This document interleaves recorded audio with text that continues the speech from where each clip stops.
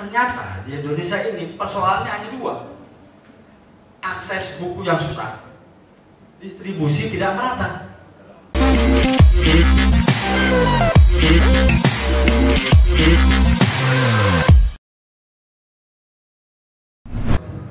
Ketika saya dikukuhkan jadi Duta Baca Indonesia April 2021, saya mendapatkan informasi bahwa penelitian UNICEF apa UNESCO? UNESCO ya? UNESCO bahwa satu orang Indonesia idealnya mengakses 3 judul buku 1 tahun. Jadi kalau asumsinya jumlah penduduk itu 260 juta, usia produktif yang sanggup membaca buku-buku misalnya setelah keaksaraan misionalnya terlewati, buku sastra, buku filsafat, sejarah, buku-buku humaniora lainnya, itu 100 juta saja. Berarti atau 50 juta saja. Berarti 1 tahun negara harus menyediakan sejumlah 150 juta judul buku. Tuh. Atau 200 juta judul buku.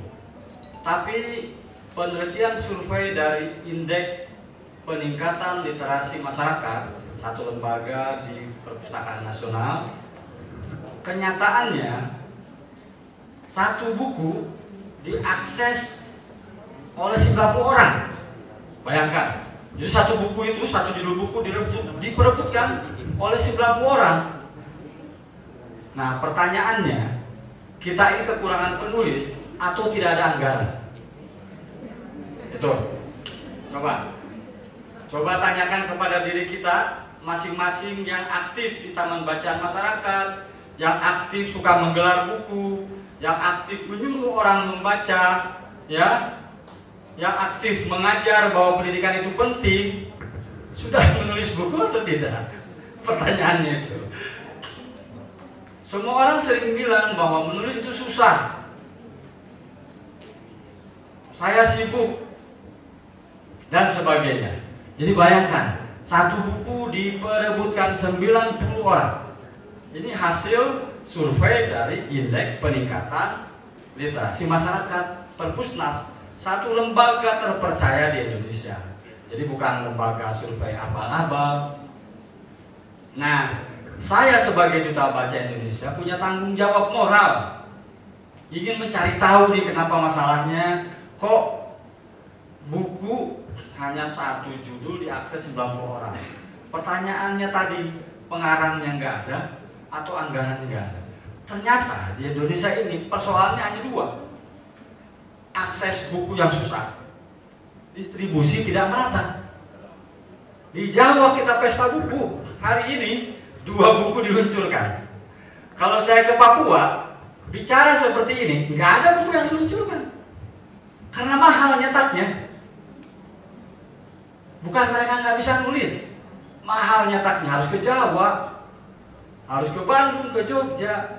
Indonesia sudah, lembaga dewan seperti Pak Heru sudah menerbitkan Undang-Undang Nomor 3 Tahun 2017 tentang sistem perbukuan, ya Pak.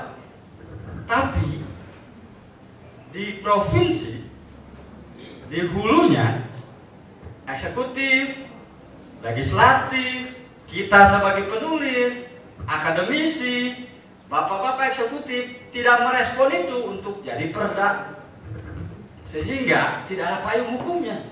Kita bebas saja, sibuk kita menerbitkan, sementara eksekutif, legislatif cuek di provinsi, karena mereka tidak berinisiatif, tidak didorong oleh kita. Sementara masyarakat kita ini kreatif. Udahlah nggak diurusin. Coba deh kita datang misalnya ke mana, ke ya sebuah dinas lah ya, nggak ada anggaran. Memang nggak ada anggaran, karena nggak ada payung hukumnya. Hari ini aja saya mendengar Pak Heru menyedekatkan sekian untuk buku yang saya tulis. Nah, jadi pertanyaannya dua tadi, ada penulisnya atau tidak ada anggaran? Ternyata Yang saya temukan, juga Perpusnas menemukan, di hulunya harus dimaksimalkan. Peran serta kita, hutang konstitusi sudah 4 tahun di provinsi tidak membuatkan perda. Seperti itu. Jadi di Papua, kalau misalnya ada perda sistem perbukuan, saya orang kaya bisa naruh percetakan di Papua, bisa bikin perusahaan, sehingga seperti jalan tol laut, harganya tak di Papua bisa murah, sehingga penulis-penulis Papua tidak lagi kesulitan distribusi. Coba deh ngirim hadiah buku ke Papua, harga 50.000, ngirimnya 125 buku. Jadi saya kalau ke Papua bawa 20 kilo habis. Mau saya jual nggak tega. Nah, jadi Papua, Maluku, nanti saya bulan Agustus ke Papua, bulan Juli ke Maluku. 1 bulan saya mau ke Tual, mau ke pulau-pulau kecil, mau coba bawa buku, bisa nggak 20 kilo lah. Nah, jadi si publishing, teman saya Indra Devandra itu satu frekuensi seperti Pak Heru tadi bilang. Satu frekuensi, saya tanya ke dia, gimana nih kondisi perbukuan?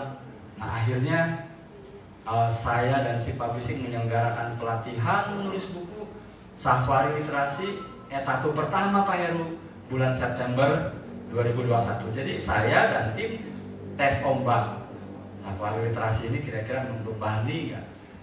Nah, Safari Literasi ini yang saya usulkan program dari saya. Jadi bukan program dari Perpusnas, tapi usulan dari saya, dan Perpusnas melihat buktinya.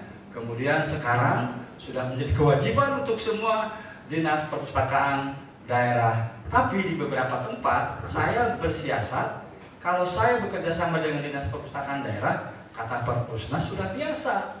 Maka saya bekerja sama dengan lembaga masyarakat, dengan sekolah, dengan kecamatan. Karena memang kewajibannya ke desa-desa agar keterampilan menulis bisa dimiliki oleh seluruh masyarakat Indonesia. Nah, tanpa saya sadari, dengan si publishing itu udah berapa ya? 4, 5 ya? Tahun dari mulai September ke sini ya? Dari 2020 ya? Sudah 5 buku diluncurkan.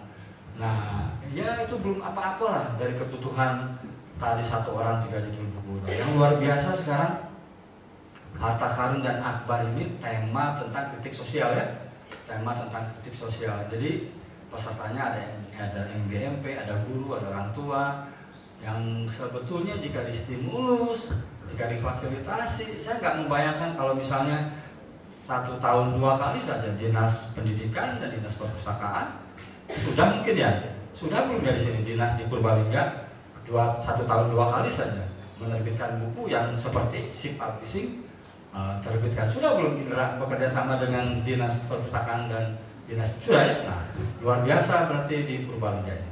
Nah, awalan dari saya seperti itu. Silakan ibu yang menulis di sini, mas yang menulis di sini bercerita ke teman-teman. Selamat untuk 2 buku ini, mudah-mudahan bisa mewarnai rak-rak buku di perpustakaan seluruh Purbalingga ya. Kameranya siapa saat itu?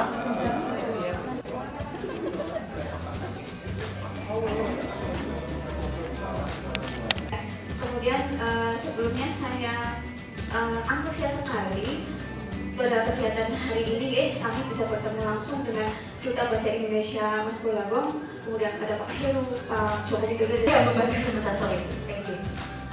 Dari al-aklinya atau al-ahlnya atau al-asalnya Bapak, tentunya ada pengalaman spiritual di situ. Boleh cerita sedikit aja Pak untuk memotivasi